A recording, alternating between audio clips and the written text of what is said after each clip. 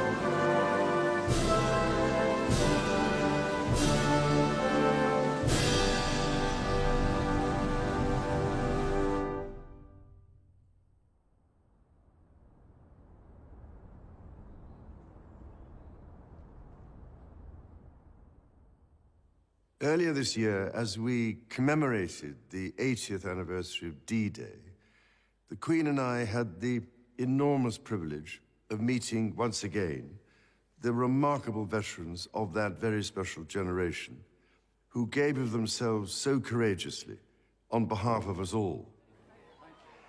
Listening to these once young servicemen and women touched us deeply as they spoke of their comrades drawn from across the Commonwealth, who never returned and who now rest peacefully where they made the ultimate sacrifice. Their example of service and selflessness continues to inspire across the generations.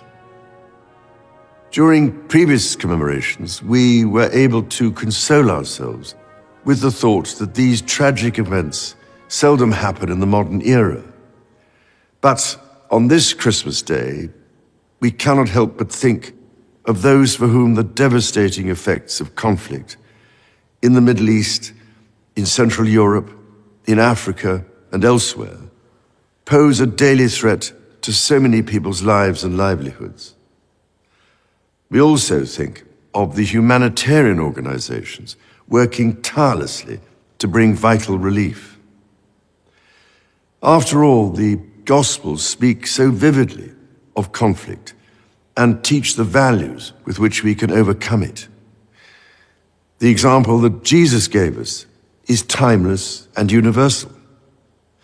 It is to enter the world of those who suffer, to make a difference to their lives, and so bring hope where there is despair. As the famous Christmas carol once in Royal David's City reminds us, our Saviour Holy came down to earth from heaven, lived among the poor and mean and lowly, and transformed the lives of those he met through God's redeeming love. That is the heart of the Nativity story. And we can hear its beat in the belief of all the great faiths, in the love and mercy of God in times of joy and of suffering, calling us to bring light where there is darkness. All of us go through some form of suffering at some stage in our life, be it mental or physical. The degree to which we help one another and draw support from each other, be we people of faith or of none, is a measure of our civilization as nations. This is what continually impresses me as my family and I meet with and listen to those who dedicate their lives to helping others. I am speaking to you today from the chapel of the former Middlesex Hospital in London, now itself a vibrant community space, and thinking especially of the many thousands of professionals and volunteers here in the United Kingdom and across the Commonwealth who, with their skills and out of the goodness of their heart, care for others, often at some cost to themselves. From a personal point of view, I offer special heartfelt thanks to the selfless doctors and nurses who this year have supported me and other members of my family through the uncertainties and anxieties of illness, and have helped provide the strength, care, and comfort we have needed. I am deeply grateful, too, to all those who have offered us their own kind words of sympathy and encouragement.